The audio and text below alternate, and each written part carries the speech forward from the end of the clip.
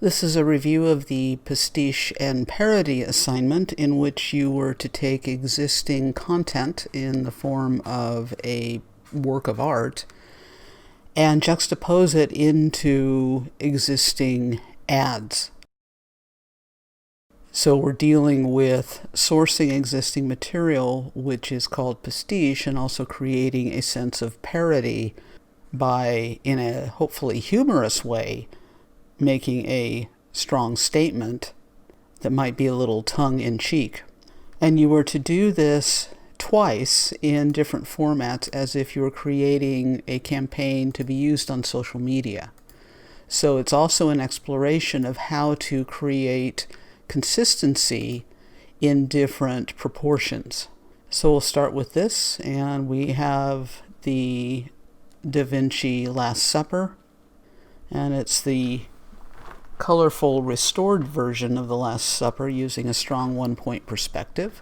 And we can see that there are various products that one would find at Ralph's, things that you would actually purchase. So actually this is a fairly clever idea in terms of adding in things that are modern day. It gives us a stronger relation to what's going on, and especially if you're trying to feed a large group, a large family, whatever, this makes a lot of sense. So it's actually quite a clever idea.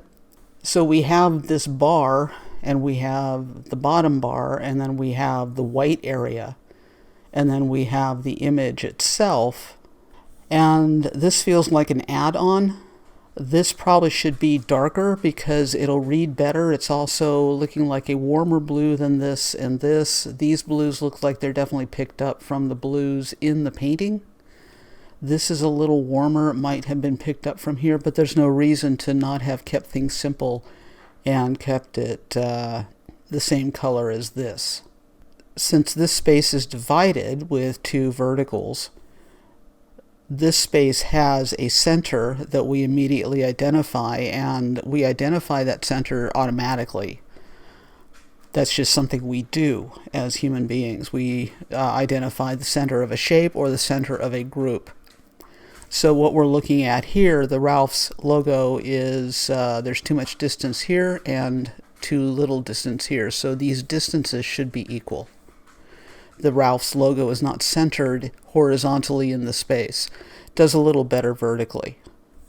The call to action button does a little better itself. There's a little more space over here than here, but there's less space here than there is over here. So create an account should have been centered both horizontally and vertically within the button, because that's the tendency here. We're expecting that to be centered vertically and horizontally. This gets really hard to read, and probably what would have been better is to try to utilize the entire vertical space without the black bars, because the black bars have no purpose or meaning within the design. So just use the black bar, just get rid of the black bars, and maybe put free pickup up here, and then lift that as a subhead up here, and lose this distance. Here the black bar, top and bottom, and then a little bit of white don't work really well. It would be better to have the whole painting, the whole artwork larger, and maybe this over here. This is really, it's tangent, and so it feels like it's squished. There's no white space, negative space between the ends of the logo. This is not centered. So there's a lot of cleanup that can be done on this. And again, lift this and then move this up underneath the free pickup. Okay, so this is a vertical ad. This would be useful for an Instagram story or a Facebook story. Be useful for Pinterest. The line spacing, the leading, is the main issue here. There's so much leading between Keeps Beards Feeling and then Soft and Smooth that we read these as two separate bullet points rather than one single thought that's ragged on two lines. Kind of the same thing up here. We could close down the vertical space. We could also lift this higher so it's not quite as intrusive on the forehead. The Burt's Bees and the call to action work well. They're offset, they're separate. This is on an angle, so we're looking at the product packaging. It's on an angle, got a little bit of action there. The axis of that is kind of complementary to the opposing axes that we see over here in the portrait. So good use of a Van Gogh self-portrait. These lines don't really have a purpose, so they could go. They just they add complication, but they're not necessary. Okay, here your line spacing is working a little better because it's closed up quite a bit, and so we read these as 3 separate thoughts rather than 7 lines, 7 bullet points. But this is still too far. There's too much distance here. This is justified to the left. It's aligned to the left. This is kind of hanging out in the center. The comb probably doesn't really help. We could pull Burt's Bees over and center it so it aligns with Burt's Nose Beards. Right now it's really tangent to that edge and tangent to the bottom edge, and it's a little bit sloppy there. These get in the way.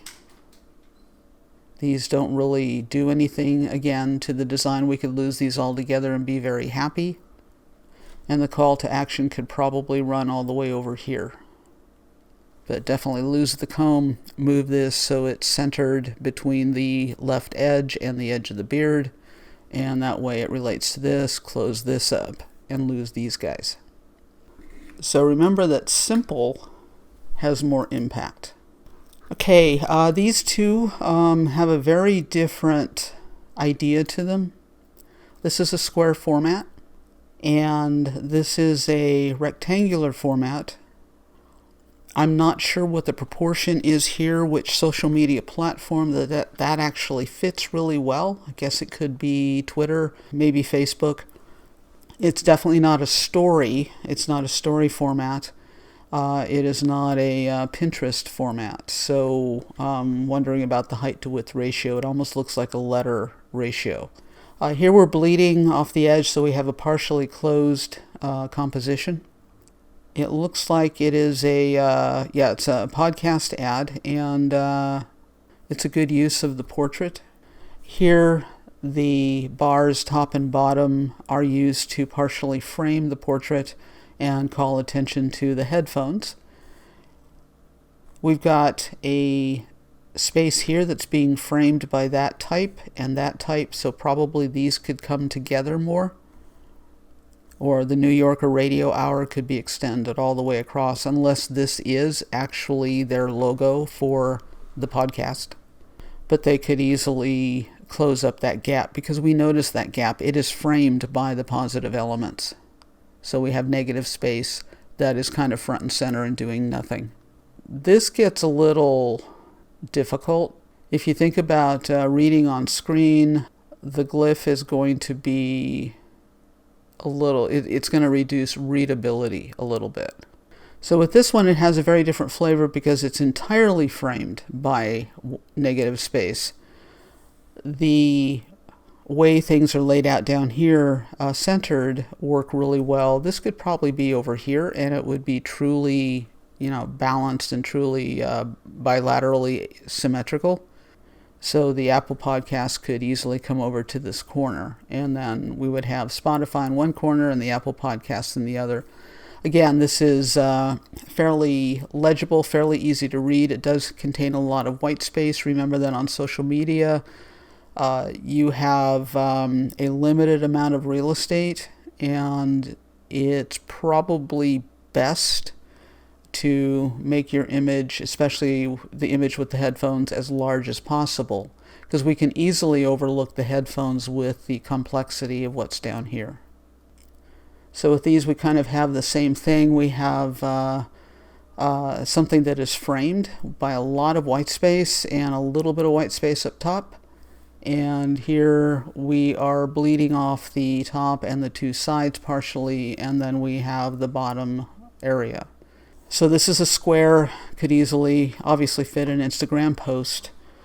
The before and after, if we're focusing in on the microblading, it would be more appropriate to focus in on her face and especially on her eyes rather than show the entire portrait. So enlarging her face so that it's filling up the space would be better, because we kind of lose the eyebrows here. You never want to put just one word on its own line. Better way to say this would be call or visit us online today to schedule, and then the next line, your microblading appointment.